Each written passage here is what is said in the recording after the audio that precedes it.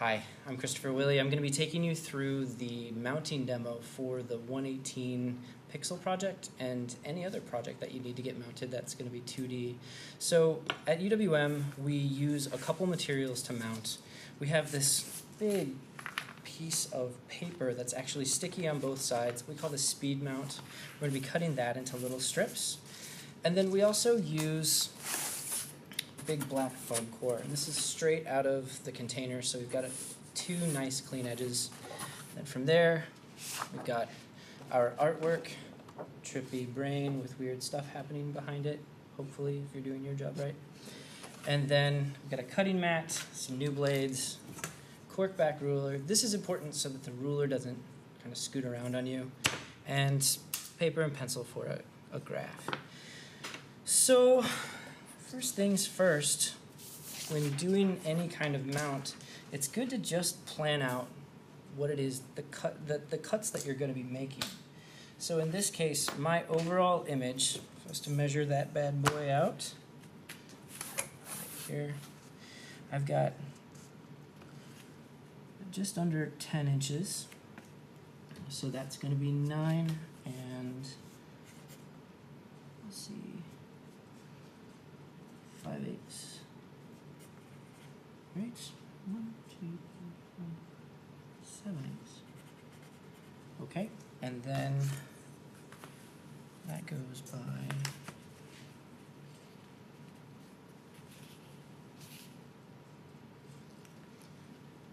it's just at 16 inches. So I want to add an inch to both sides of 9.78 or 9 7/8 and 16 inches. To do that, it's really easy to start thinking, okay, so if this is 9 inches, that's 16 inches. All I need to do is add an inch and an inch, so I'm at 17 and 10 7/8. And that is an easy mistake to make, but you've got an inch on both sides, and that's part of what the requirement of the first year program show is, to make sure that you have an inch all the way around. So that's another reason I like to have the diagrams. It's just a reminder. 9 7/8, inch, inch, inch, and lastly an inch. So that means we've got, of course, 18 inches total one way, and then 11 7/8 inches the other way. So with that diagram, I'm ready to rock and roll. I've got my schematic. I know the measurements that I need to take, and one of the things that you can think about is measuring twice and cutting once. Just going to double check that 9 7/8 measurement, that it's that all the way through, because it seems like it's a little bit more than that. Yeah, it is. If you want to get in here and take a close look at that, that is actually 9 15/16. So it's really specific. But that's why you measure it twice. Alrighty, before you start cutting the foam core, I recommend that you cut the speed mount down. And I like cutting the speed mount down into a couple strips. Don't worry about the length of these strips, just cut it the shorter way across this for now. So you have at least 4 of those strips kind of sitting in reserve. And then when it comes to cutting the mat, what I'm going to have you do is look at this edge. And as long as this edge isn't ratty, and in this case this is a nice clean edge because it just came out of the box, I can use this edge and I can trust that this is straight. So that's really helpful. And now my longer cut is 16 inches, or actually is 18 inches, and my shorter cut's 11. So I want to take less space from this to allow someone else to be able to use the rest of this foam core later on. So I want to have my 11 7/8 inch cut here, and then I'll get my 16 inch cut out of this. And I know, I'm sorry, my 18 inch cut out of that. Just to verify that I've got enough. 18 is the length of this little ruler, so that'll be really easy for those measurements. So I'm going to have just a little bit of space out of here, and that'll leave the rest of this for someone else to use. Now, I have seen students other professionals in the past make a score right all the way down through and have that be their mark. But the problem with that is you've got to erase it or make sure that the back side is where those marks go and then you mount to the front side. I just think it's extra work. So what I try to do is keep things as little as possible in terms of what's happening to the actual surface when I'm putting marks down. So just to verify, I need to put two 11 and 15/16 inch marks on this side. So I'm going to put one around here and one around here. 11, 15/16 is that little itty bitty guy. And I've just got this butted up against the end. Do that one more time over here. 11, 15/16. Cool. And I'm going to put little arrows, just a tiny little arrow that can be easily erased later on by someone else, the next person who's going to use it. But that way I know that that's the side that I want to protect, or that's the side that's going to be open, and I'm going to protect the other side when I make my cut. And for this cut, I'm going to cut all the way through, and I'm going to use this at an angle to make this cut, because I just don't have a bigger mat down here. But this, as long as I can see the mat on both sides, I'm okay with this. Now, let's talk about cutting for a second. The deal is, you want to have a really sharp blade. If you don't have a sharp blade, or you've got a blade that's been recently used, take a peek at that. So it's kind of, this actually looks like it's got gum stuff on it, and yeah, that's no good. So you want to get rid of those kind of blades as soon as possible. Look for your sharp spots around the room. You can wrap this in a piece of tape. In this case, I'm just going to hand it to my trusty assistant. Thank you. Do not cut. Don't cut yourself. You like, anyway. So I'm going to grab just a brand new blade.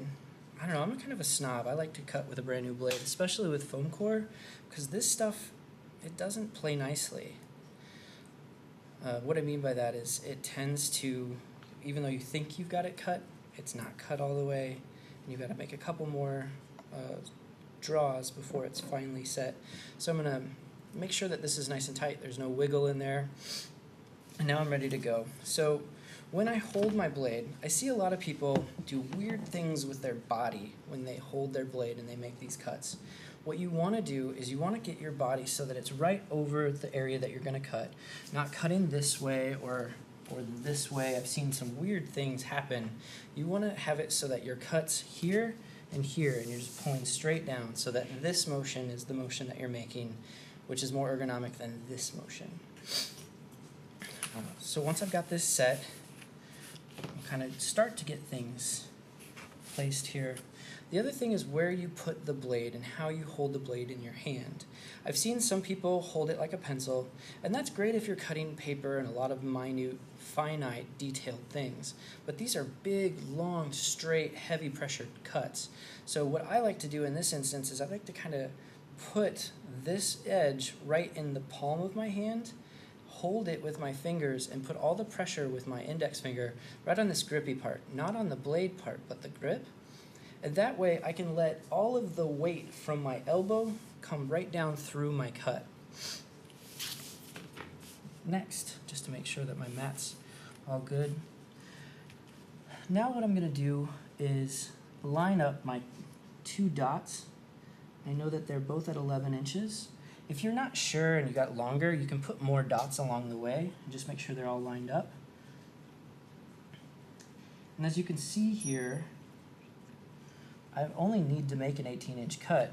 So I'm just going to start right above, and if you can get really close here, I'm going to have my blade so that it's right up against, and as I draw through, I don't have any weird off angles that are coming. I'm just going to let this blade be the barrier or the guide for the actual marks. I'm not actually cutting right now.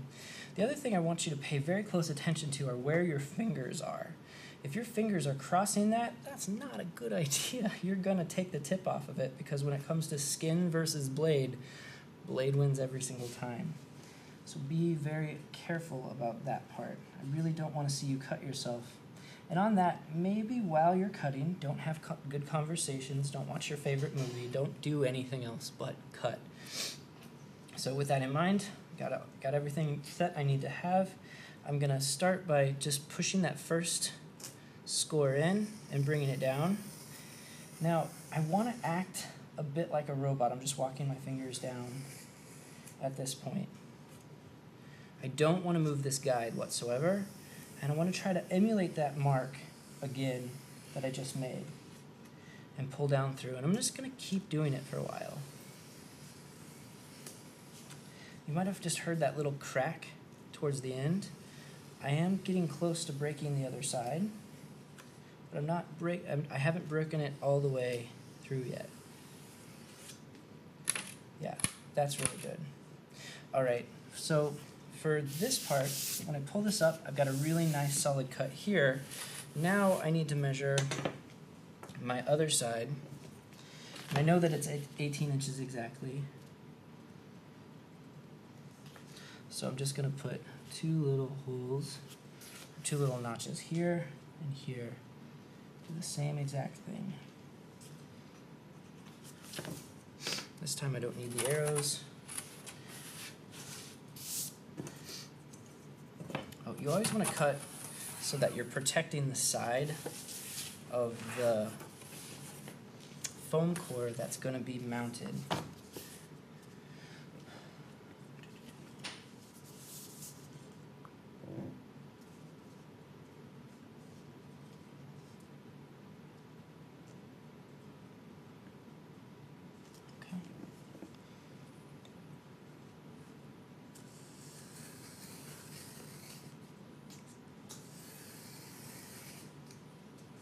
Crack yet.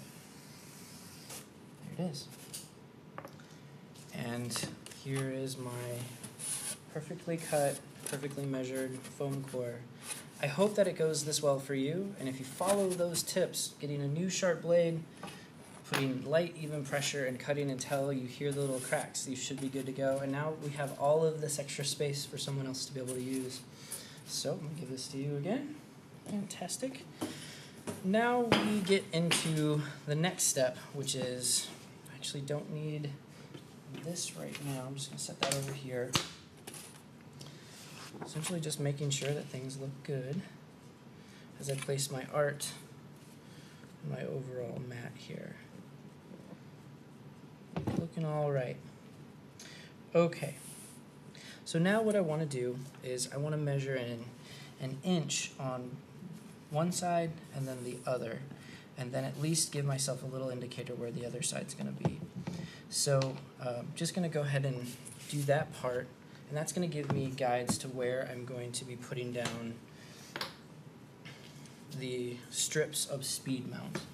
And I usually just take the inch side of the ruler, throw it in there, and just give myself a little dot. And I don't want to get too close to the edges.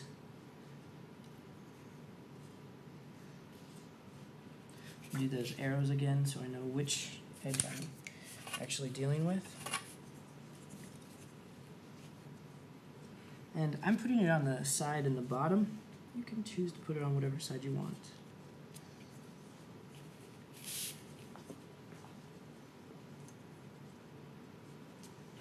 All right.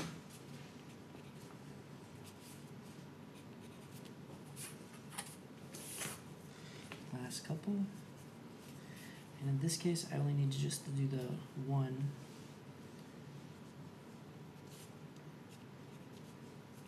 So I have a general indicator of where those things are going.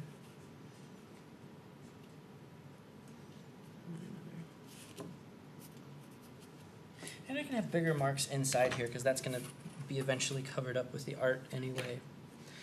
Alrighty, so look at things here. Right now what I'm doing is lining up these two on this side and then making sure that they also line up over here. There. There we are. Good. Okay, so I know that that looks good. An inch all the way around. I'm happy. Cool. Now we're going to do the same thing with the strips. You want to think about the strips to diagram this out for you very quickly. Think about the strips as L's that you're going to place behind the artwork.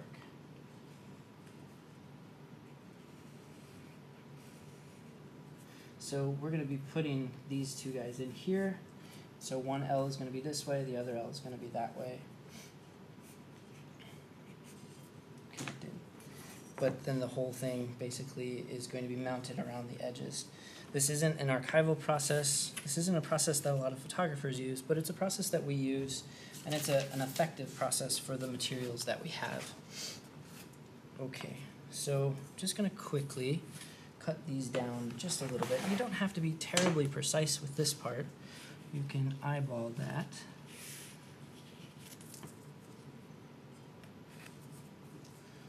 Okay, it's going to be the first L.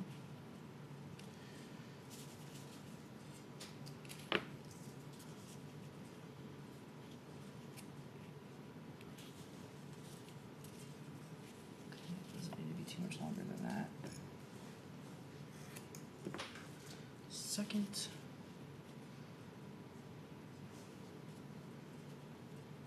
Okay. Probably can get away with using this as the third.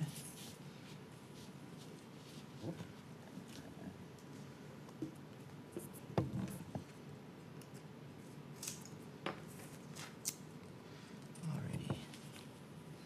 And then the fourth long one goes all the way across to here.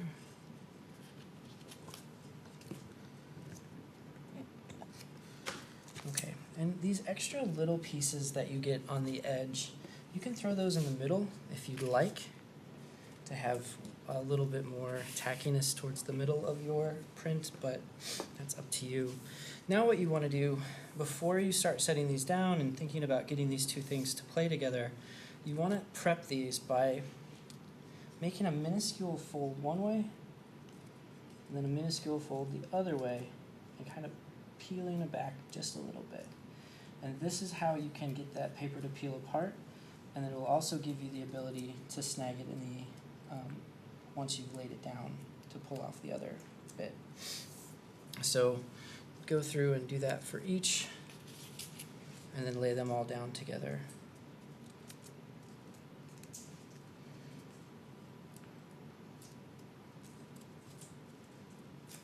Okay. Now with this stuff, you don't want it to bubble as you lay it down. You also don't want weird overlaps where it's been folded. You want this to be as flat as possible, because otherwise it's going to show up in the final print as like an embossing effect, and that might not be what you're going for. In fact, it's probably not. Okay. Cool. Alrighty.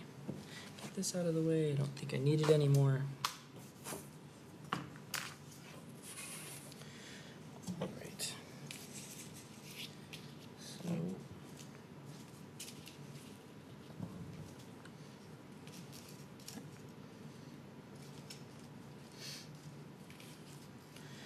now you want to get these L's pretty close together on one side and on the other. Okay, I think that's going to be good. Now, when you lay them out, you only take one strip off at a time. Hopefully you won't have to deal with static electricity. You don't want this tape to go outside of those two marks that you made at the beginning when you were measuring in by an inch. So what I like to do is start with one edge and then just run my finger right across it. That way it doesn't get any of that weirdness, and I still have that little flipped part where I can peel it up.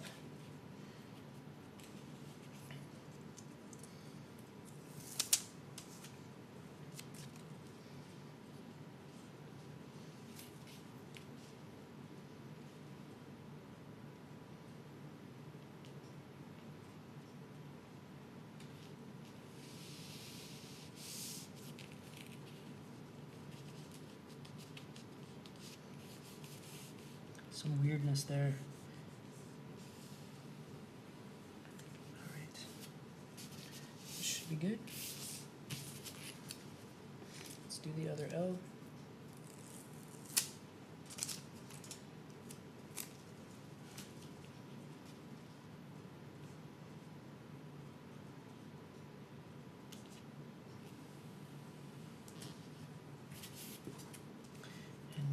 fast.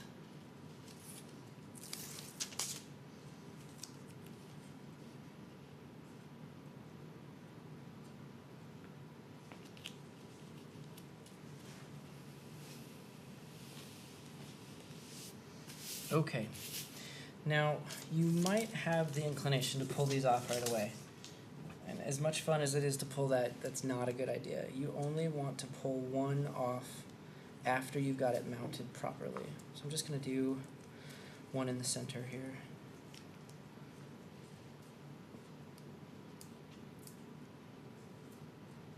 Good one.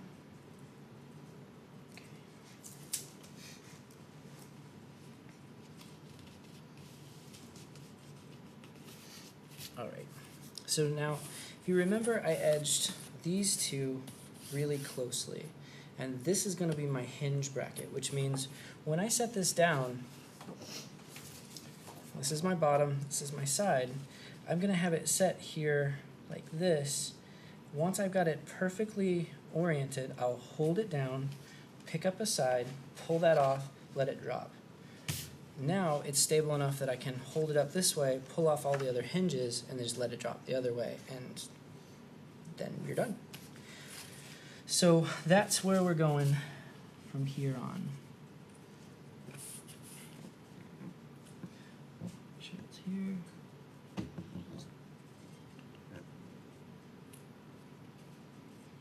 Okay, looks good all the way around. Okay. Let's try again, shall we?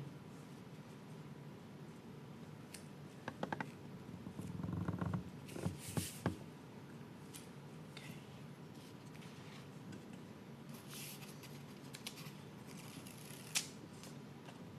Now there's really no coming back from this, so at this step right there, if you mess that up, you get to start again. It's no fun, but it's the truth. Now that you're here though, we're really close to being able to just hold it up and pull off all of these other little tapes. Now this one that's over here in the corner, that becomes sometimes an issue. So grab this other edge. Just lift that up. Okay.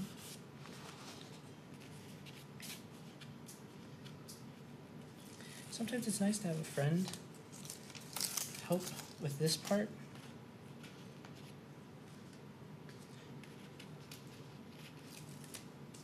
Just so that they can hold the paper or they can peel the tape. Whatever your friend feels like doing. Alright. Now just take your hand and slowly push your image down, so that there's no bubbles.